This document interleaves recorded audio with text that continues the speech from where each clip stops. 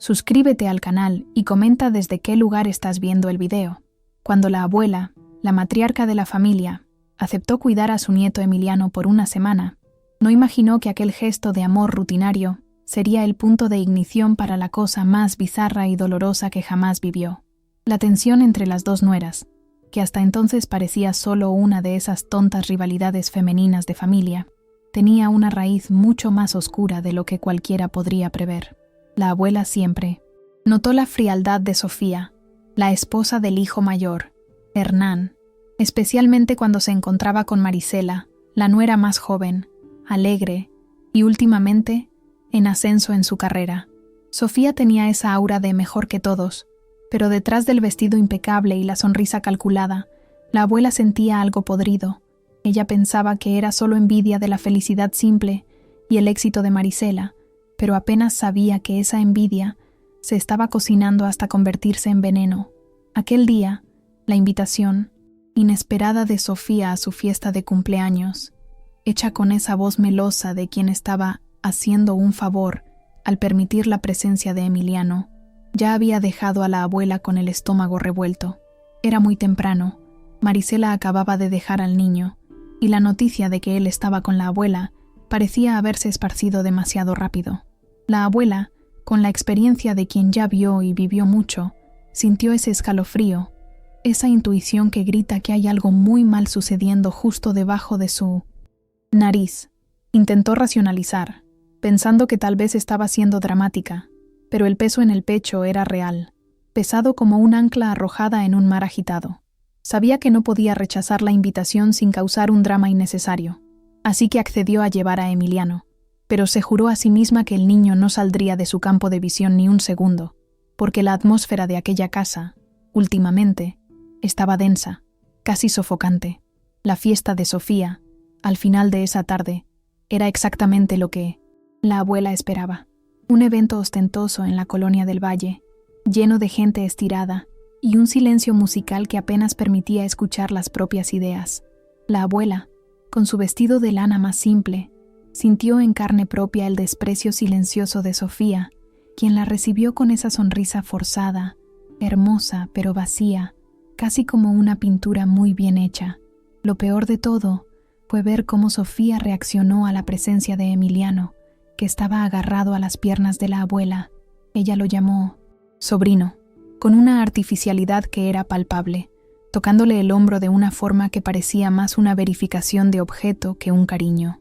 El ambiente era de pura puesta en escena, con camareros impecables y bandejas circulando, pero para la abuela, el aire allí estaba intoxicado por algo que no podía identificar, una niebla de peligro que la mantenía alerta, cada nervio tenso. No quitaba los ojos de Emiliano, que llevaba un lazo azul que lo hacía parecer un pequeño príncipe, y pensó: Dios mío, si hubiera sabido lo que vendría, jamás lo habría sacado de casa.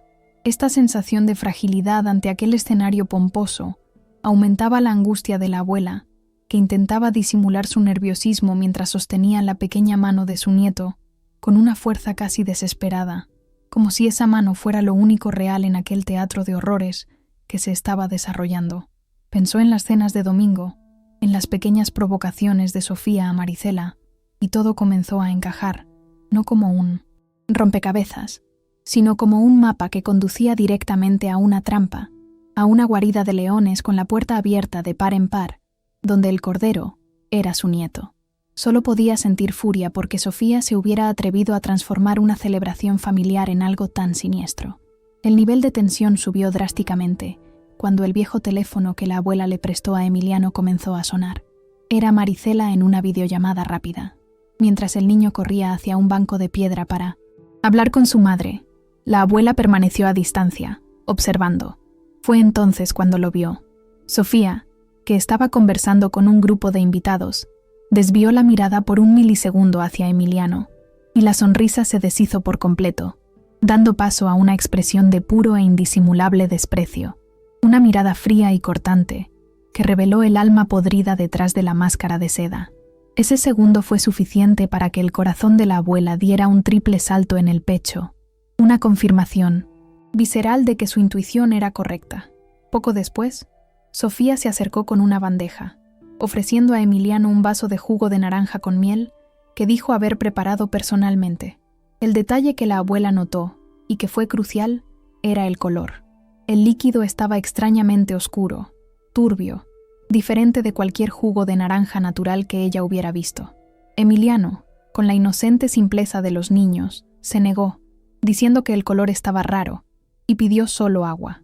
Sofía, aunque mantuvo la compostura, tenía una tensión mal disimulada en los ojos, una frustración reprimida que la abuela capturó en el aire.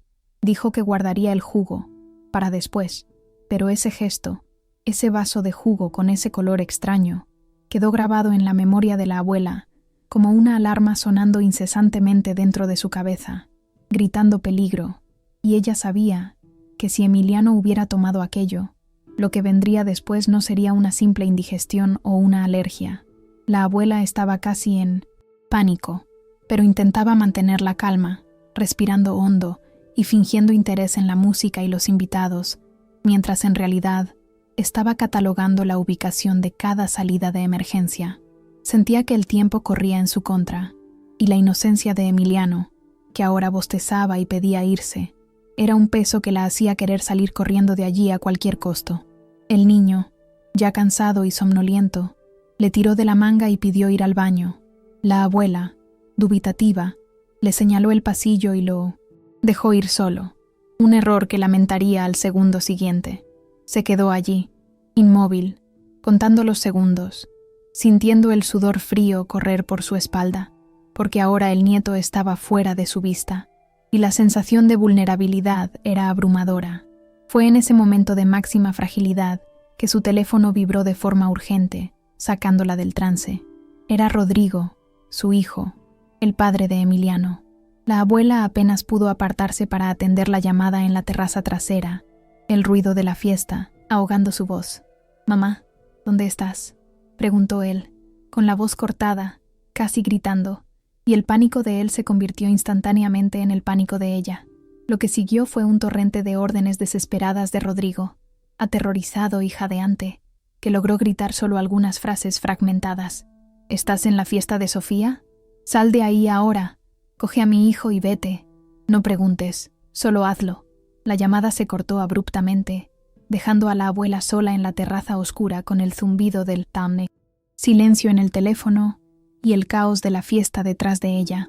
En ese instante, todos los fragmentos de la semana, desde la tensión en la cena de domingo hasta el jugo oscuro, se unieron como un rayo, formando una imagen clara y aterradora en la mente de la abuela. La fiesta de Sofía no era una celebración, era una trampa. Su cuerpo reaccionó antes de que su cerebro procesara todo. Sintió la adrenalina pura correr por sus venas, el miedo transformándose en una furia protectora, animal. Sin pensar, soltó el teléfono y corrió de vuelta hacia adentro, empujando invitados y bandejas. Chocó contra un camarero, oyendo el ruido del cristal estallando en el suelo, pero no se detuvo. Lo único que importaba era Emiliano. La abuela gritaba el nombre de su nieto en medio de la música alta, sintiendo que la vida del niño dependía de aquel minuto de locura. La abuela corrió directamente hacia el baño que le había indicado a Emiliano, pero estaba vacío. El terror la golpeó como un puñetazo en el estómago, pero no se permitió derrumbarse. El enfoque tenía que ser total, quirúrgico. Sabía dónde buscarla. En la cocina, el centro de control de cualquier anfitriona, y hacia allí se disparó. La cocina era enorme, industrial, y allí estaba Sofía, de espaldas a la puerta, cerca del mostrador. La visión congeló la sangre de la abuela. Sofía sostenía el vaso con el jugo turbio que Emiliano había rechazado.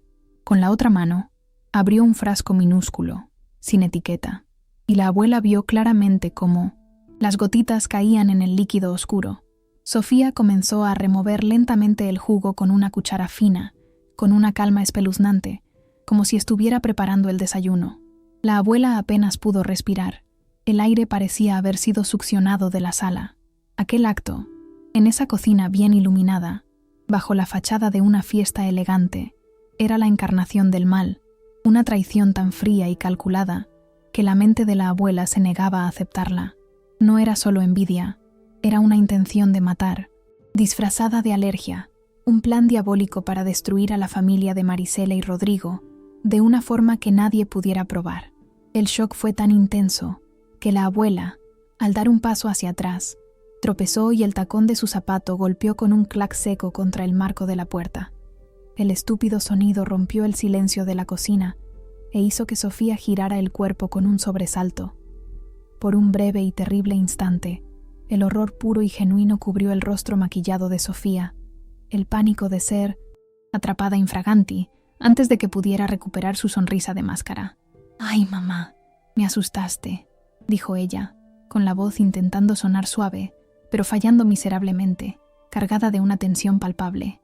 Intentó esconder el vaso y el frasco detrás de su cuerpo. Solo iba a llevárselo a Emiliano. La abuela, en ese punto, ya no tenía paciencia ni miedo, solo furia ardiendo en el pecho. Confrontó a Sofía, con la voz embargada. «¿Qué pusiste ahí dentro? ¿Qué era ese frasco?» Sofía intentó mantener la compostura, murmurando algo ridículo sobre jarabe para pastel o algo así, pero sus ojos, aquellos ojos esmeralda que antes parecían tan distantes, ahora gritaban lo contrario, llenos de culpa y odio. La abuela no necesitó nada más. Sabía la verdad.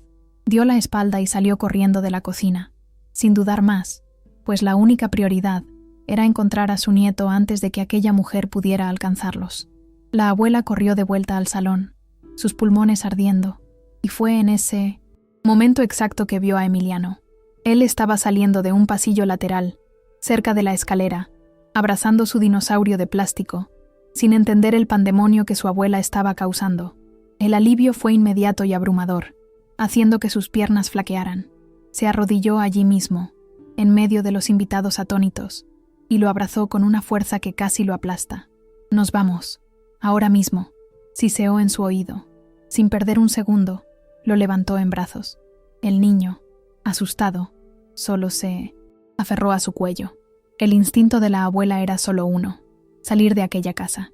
Se giró hacia la puerta principal y comenzó a correr, empujando a las personas que parecían boquiabiertas ante aquella escena de película de terror. Escuchó la voz de Sofía viniendo de atrás, aguda e histérica, rompiendo la fachada de anfitriona perfecta. «Mamá, para. ¿A dónde vas?» El grito de ella ya no era el de una nuera, era el grito de una criminal siendo confrontada, y eso solo aumentó la certeza de la coapón.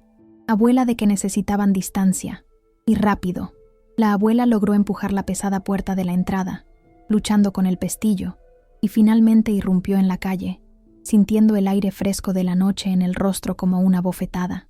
Corría por la acera, con Emiliano pesado en sus brazos, oyendo los gritos de Sofía que ahora salían del portón, ordenándole que se detuviera. El miedo de ser alcanzada era real y tangible. Miraba desesperadamente la calle, buscando cualquier señal de salvación, cualquier vehículo. Y como un milagro cinematográfico, a pesar de que ella había prometido que el relato sería real, aquel momento parecía irreal de tan oportuno. Un taxi apareció en la esquina. La abuela gritó, hizo señas frenéticamente, y el conductor, asustado por la escena de la mujer mayor corriendo y jadeando con un niño, se detuvo bruscamente. Ella se tiró en el asiento trasero, la puerta cerrándose de golpe, y ordenó al conductor, con la voz ahogada por el pánico: «Váyase, váyase. Rápido de aquí». Miró por la ventanilla trasera y vio a Sofía parada en el portón, con los brazos cruzados, el vestido de seda verde esmeralda en contraste con la furia en su rostro, y la visión de aquella nuera, ahora claramente revelada como una enemiga, hizo que la abuela temblara incontrolablemente. Un shock que comenzó a instalarse en su cuerpo, anunciando que nada volvería a ser como antes. El taxi aceleró, y mientras se alejaban de la casa de la fiesta, la abuela vio la señal más clara de que el pánico de Rodrigo no era en vano. Luces azules y rojas parpadeando aparecieron rápidamente. Eran las sirenas. La policía estaba llegando. El terror dio paso a un alivio mezclado con náuseas. Estaba a salvo, pero la verdad había explotado de forma devastadora. Pocas cuadras después, el taxi se detuvo bruscamente. Estaban rodeando un coche familiar que se había parado en el bordillo. Era Hernán, el hijo mayor y esposo de Sofía, saliendo del coche. Estaba sucio, con barro en los pantalones, pareciendo que acababa de salir de una trinchera. Hernán corrió hacia el taxi, y la abuela pudo ver la profunda extenuación y desesperación en sus ojos. Abrazó a su hijo y a su madre, balbuceando algo ininteligible. Emiliano, sintiéndose finalmente seguro, murmuró el nombre de su tío con un suspiro de alivio. Hernán explicó que estaba en un viaje de trabajo en Veracruz, cuando llamó a su esposa, Sofía, y, por un error de conexión, la llamada no se colgó del todo después de que ella contestó. Escuchó, del otro lado de la línea, fragmentos de una conversación de Sofía, donde ella mencionaba el macabro plan. Lo que Hernán escuchó, mientras intentaba frenéticamente restablecer la conexión, fue la voz de Sofía diciendo algo como: «Nadie va a sospechar. Pensarán que fue solo la estúpida alergia al maní». Esa frase, capturada accidentalmente, fue lo que activó la alarma más brutal en la mente de Hernán. Corrió hacia su coche, condujo alocadamente hasta encontrar una señal decente y llamó inmediatamente a su hermano, Rodrigo, quien luego llamó a la abuela. El hecho de que fuera el propio Hernán, el marido engañado y probablemente la persona a la que Sofía más quería impresionar, quien revelara el plan, solo añadía una capa más grotesca de traición a toda la situación. La desesperación de Hernán era palpable. Amaba a su sobrino y su lealtad a la familia había aplastado cualquier instinto de proteger a su esposa. La abuela, al escuchar aquello, sintió una oleada de furia y pena por su hijo mayor. Estaba roto, devastado no solo por la potencial pérdida de su sobrino, sino por el descubrimiento de que la mujer con la que compartía su vida era un monstruo capaz de planear fríamente el asesinato de un niño por pura envidia de una vida ajena. Aquel día no solo destruyó la confianza, destruyó el núcleo familiar, revelando una podredumbre que jamás se imaginarían. El conductor del taxi, viendo que la situación involucraba policía y niños, optó por alejarse discretamente, y el oficial Vargas, que estaba acompañando a Hernán, llevó a la abuela y a Emiliano en una de las patrullas hasta la comisaría, donde el terror se transformó en burocracia fría y agotadora. La abuela tuvo que dar su testimonio, reviviendo la escena en la cocina, describiendo el frasco sin etiqueta y el color oscuro y sospechoso del jugo. Mientras esto sucedía, las otras patrullas ya habían llegado a la fiesta de Sofía. El caos allí debió haber sido surreal. Los invitados estirados viendo a la policía invadir el elegante salón. Lo más importante es que la policía logró aislar la cocina y recoger el vaso con el jugo y el frasco sospechoso antes de que Sofía pudiera deshacerse de las pruebas. Cuando trajeron a Sofía a la comisaría, su máscara de sofisticación se había derretido por completo. Su vestido de seda estaba arrugado, el rímel corrido, y estaba esposada, pareciendo una caricatura de la mujer impecable que siempre fingió ser. La mirada de ella cuando se cruzó con la abuela en la comisaría fue la cosa más aterradora de todo el día. No había arrepentimiento ni desesperación, solo odio puro y concentrado. Gritó, palabras descontroladas y llenas de rabia, acusando a la abuela y a Marisela por todo, diciendo que ellas eran las culpables por hacerla sentir invisible, por tener la vida que ella creía merecer. La abuela solo la miró, el corazón apesadumbrado ya no por miedo, sino por una profunda tristeza por el alma perdida de su nuera. Poco después, Rodrigo y Marisela, que había regresado corriendo de su viaje, llegaron a la comisaría. Marisela se derrumbó en los brazos de la abuela, abrazando a su hijo con tanta fuerza que parecía que se iba a romper, y lloraba agradeciendo infinitamente. Rodrigo, con la furia en los ojos, apenas pudo mirar a Hernán. El peso de aquel día era abrumador. La familia había sido salvada por un hilo, por un error de conexión telefónica y por la intuición de una abuela, pero la traición había dejado una herida abierta y purulenta en 1900. Todos ellos. Los días que siguieron a aquella pesadilla fueron una densa niebla. La casa de la abuela, generalmente un refugio de paz, parecía haber sido golpeada por un terremoto emocional. El foco estaba en Marisela y Rodrigo, que tenían que lidiar con el shock y el trauma de casi perder a su hijo. Encontraron mensajes sarcásticos de Sofía en el móvil de Marisela, comentarios crueles y llenos de envidia sobre su trabajo y maternidad, revelando que la hostilidad venía de mucho tiempo. Rodrigo, por su parte, tenía la grabación, el audio que Hernán logró salvar, probando el crimen de Sofía. Lo más difícil de ver era Hernán. Se instaló temporalmente en casa de la abuela, pareciendo un fantasma. Estaba visiblemente más delgado, con ojeras profundas, y esa mirada perdida de quien acaba de descubrir que su propia vida era una mentira bien elaborada. Pasaba horas en silencio, sentado en el sofá, solo mirando a la nada, y le repetía a su madre: ¿dónde me equivoqué? ¿Cómo no lo vi? La abuela intentaba consolarlo, pero no había palabras que pudieran curar aquel dolor. Lo que sucedió fue una destrucción total de su confianza y realidad. Su esposa, en quien él confiaba su vida, estaba dispuesta a envenenar a su sobrino. El proceso legal fue rápido y doloroso, con las pruebas irrefutables. El audio, el frasco de sustancia, que era realmente un veneno, disfrazado para simular la reacción alérgica que Sofía sabía que Emiliano tenía al maní, y el testimonio de la abuela aseguraron la condena de Sofía por intento de homicidio. Fue un alivio ver que se hacía justicia, pero no trajo paz. La abuela, en un momento de debilidad, aceptó una petición del abogado de Sofía para una llamada desde la prisión.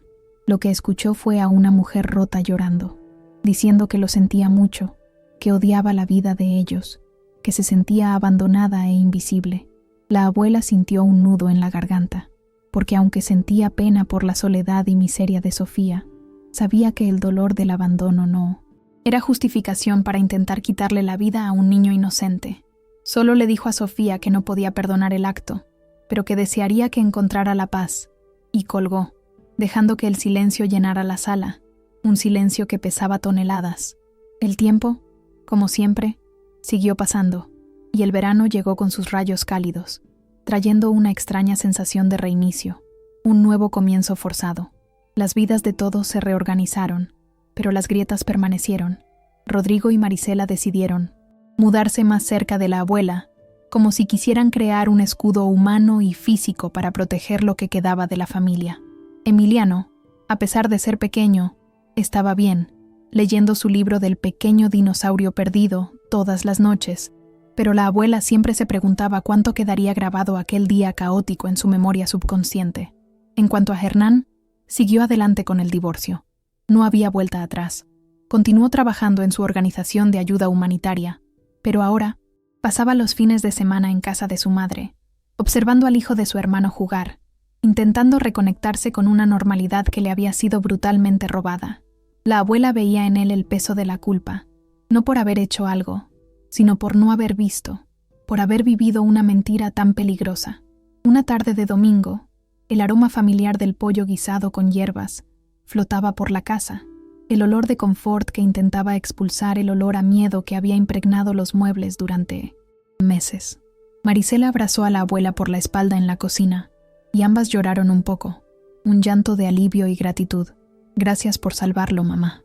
Nos devolviste todo», susurraba Marisela, y la abuela solo le apretaba la mano, sintiendo que su acto no había sido heroico, sino solo el instinto básico de una abuela. Ese día, mientras Emiliano corría por el patio, persiguiendo mariposas, se detuvo y miró a la abuela, con esa profunda curiosidad de los niños. «Abuela, ¿qué es una familia de...?» «¿Verdad?».